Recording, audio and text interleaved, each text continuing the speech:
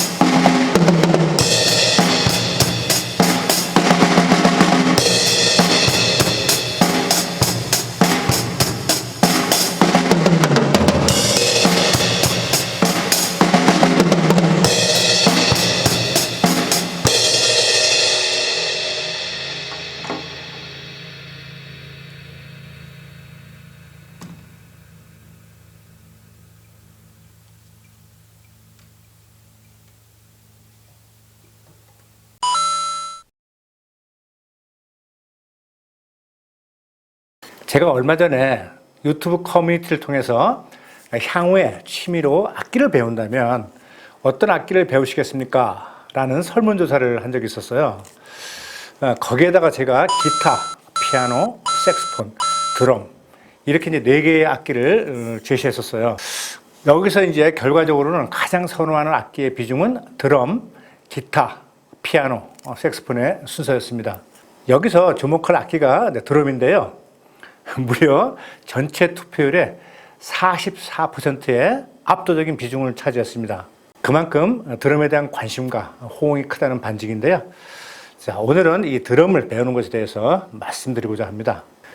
드럼은 아시다시피 타악기죠. 타악기는 뭔가를 이제 두드리는 것으로서 감정을 표현하는 인류의 첫 악기라고 하죠.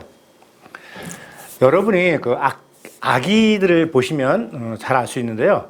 자, 아가야들은 무언가를 가만히 만지기보다는 막 소리를 지르면서 뭘 자꾸 이제 두들기죠. 바로 이제 뭔가 그 두들길 때 발생하는 소리와 리듬으로 자신의 감정을 표현하고 이야기하는 것이죠. 우리는 드럼 연주를 들으면 뭔가 뻥 뚫리는 것 같고 시원하다는 느낌을 받습니다. 바로 드럼이 인간의 가장 원초적인 악기이기 때문에 본능적으로 느끼는 감정이죠. 그래서 드럼 연주를 듣게 되면 기분도 좋아지고 또 드럼 연주자들을 보면 참 멋있다는 생각을 하게 됩니다. 어떤 악기든 배우는 것은 다 좋지만 특히 드럼의 경우에는 배우기 전에 반드시 사전에 체크해 보실 부분이 있는데요. 그것을 한번 정리를 해봤습니다. 드럼 연주가 엄청 멋있게 보이고 또 스트레스 해소에는 그만이라고 생각하시는 분들이 거의 대부분이죠. 물론 또 사실 그렇습니다. 그런 효과가 있어요. 하지만 배우고 난 다음에 그 지속 가능성 그리고 활용도를 생각해 보면은 그렇게 쉽게 접근하는 악기가 아닙니다. 혹시라도 드럼을 배우고 싶다면 꼭 다음과 같은 사항을 사전에 잘 고려해 보시고 드럼을 배울지 말지를 결정해도 늦지 않습니다. 자, 드럼을 배우기 전에 살펴봐야 할 사항 첫 번째. 학원을 벗어나면 칠 수 있는 환경이 없습니다. 악기 중에서 소리가 가장 크기 때문에 이 흡음 장치가 완벽한 곳이 아니면 민원 때문에 바로 쫓겨납니다. 방음과 흡음은 구분하셔야 돼요. 방음은 외부에서 들려오는 소리를 차단하는 것이고 흡음은 내부에서 일어나는 소리를 밖으로 나가지 못하게 음을 흡수하는 것이죠. 보통 이제 차음한다 이렇게 말을 하게 되죠. 이렇게 얘기하면 아니 그러면 뭐 전자드럼으로 하면 되지 않느냐 하는 생각이 들 수 있어요. 그런데 이것도 두 가지 이유 때문에 제가 추천을 안 하는데요. 바로 뭐냐면 하나는 전자드럼의 연주 소리는 이제 외부로 나가지 않고 그 연주음은 이제 헤드폰으로 들을 수 있지만 이 베이스 드럼을 칠 때에 탁 치는 그 킥음, 이것은 아래층으로 내려가가지고 아파트의 경우는 층간 소음의 원인이 됩니다. 이것은 저의 경험입니다. 그래서 이제 패드를 깔아도 진동을 원천적으로 차단하기는 무척 어렵습니다. 자, 둘째는 속된 말로 좀 뽀다구가 안 나요. 그러니까 간지가 안 나요. 멋이 없어요. 연주 모습을 보면은 무슨 전자게임 하는 것처럼 보여가지고 드럼 연주 자체의 그 박력 있는 모습을 보여주기가 어렵습니다. 자, 드럼을 배우기 전에 살펴봐야 할 사항 두 번째. 리듬 악기이기 때문에 멜로디 연주가 안 됩니다. 즉 기타나 색스폰 등의 현악기나 관악기, 목관악기와 달리 솔로 연주가 쉽지 않아요. 그래서 다른 악기와의 조합으로 연주해야 되기 때문에 그룹 사운드 활동이 아니면 취미를 계속 유지하기가 어렵습니다. 자, 드럼을 배우기 전에 살펴봐야 할 사항 세 번째. 멜로디를 나타낼 수 없기 때문에 어떤 곡의 흐름에서 느끼는 감성 같은 것을 표현하기가 어렵습니다. 그래서 뭐 보컬, 즉 노래를 한다든지 다른 악기와의 합주로 연주해야 되기 때문에 이런 환경이 아니면은 금방 드럼 연주에 시증이 납니다. 그래서 보통 이제 반주가 이미 들어가 있는 기존의 노래에다가 단순하게 드럼 연주를 입히는 수동적인 연주를 해야 되기 때문에 더더욱 그렇습니다. 그래서 저는 드럼 연주의 흥미를 잃지 않기 위해서 보컬 플러스 드럼, 즉 다시 말해서 노래를 부르면서 드럼을 같이 연주하고 있어요. 자, 드럼을 배우기 전에 살펴봐야 할 사항 네 번째. 단체 합주 버스킹이 무척 어렵습니다. 보시다시피 드럼의 그 부피가 굉장히 크기 때문에 드럼 설치와 이동이 매우 까다롭습니다. 기타나 색스폰 같은 경우는 한 20명이라도 단체로 합주가 가능하지만 드럼은 이렇게 세트를 설치할 수가 없어요. 그래서 악기를 이동하는 데도 상당한 제한을 받기 마련이죠. 드럼을 배우기 전에 살펴봐야 할 사항 다섯 번째. 다른 악기와는 달리 기계처럼 박자를 정확하게 딱딱 쪼개야 하는 악기이기 때문에 박자 감각이 좀 둔한 사람에게는 배우기 무척 어려운 악기입니다.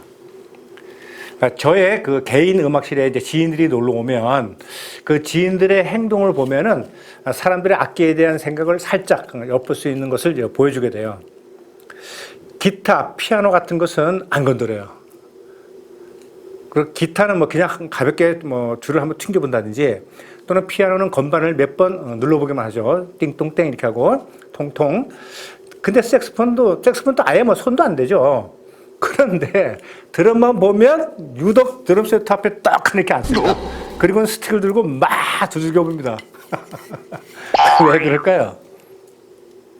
드럼 앞에 앉으면 뭔가 이제 멋있어 보이는 것도 있겠지만 바로 연주가 쉽다고 생각해서 그러는 거죠. 드러머가 연주하는 것을 보면은 엄청 쉬워 보이잖아요. 그렇죠? 제가 그 드럼 연주가 어렵다고 하니까 한 번은 제 친구가 이렇게 말을 해요. 아니, 뭐가 어려워? 그냥 뭐 대충 두들기면 되는 거 아니야? 이러더라고요. 드럼요, 배우기 무척 어렵습니다. 세상에 배우기 쉬운 악기가 어딨어요? 배우기 쉬운 악기는 없어요. 다 어렵습니다. 다만 어떤 기간 내에 어느 정도까지 숙달할 수 있느냐는 기간의 차이가 있을 뿐이죠. 어떤 악기라도 일정 수준의 경지에 오르려면은 엄청난 연습과 노력이 필요합니다. 제 개인적인 생각으로는 피아노와 기타가 다른 악기에 비해서 숙달 기간이 제일 오래 걸리는 것 같아요. 이렇게 말씀드리면 또 이런 반응도 있겠네요. 무슨 소리야 임마, 가야금이 얼마나 배우기 어려운지 알아? 네가 임마 첼로를 알아? 아코디언은 뭐 이런 말씀을 하시겠지만 제가 뭐 이쪽 분야는 잘 모르니까 대중적으로 접할 수 있는 악기 중에서 그렇다는 말씀입니다. 자, 드럼을 배우기 전에 반드시 살펴봐야 할 사항의 결론입니다. 드럼은 드럼 연주를 할 수 있는 환경을 갖추고 있으면서 보컬과 같이 드럼을 할 수 있거나, 즉 노래를 부르면서 드럼을 칠 수 있거나 그룹 사운드 활동을 할 수 있는 사람에게만 가능한 악기입니다. 이것을 충족시킬 수 없다면 드럼을 배우는 데 들어간 시간과 노력이 허망해질 수 있습니다. 악기를 배울 때 가장 중요하게 생각하셔야 할 부분이 흥미겠지만은 그보다 더 중요한 것은 지속 가능성입니다. 다시 말해서 내가 살아가면서 취미로 계속해서 자주 연주하고 곁에 둘 수 있는 악기를 배우셔야 됩니다. 이상 드럼을 배우기 전에 반드시 체크해야 될 사항에 대해서 말씀드렸습니다. 감사합니다.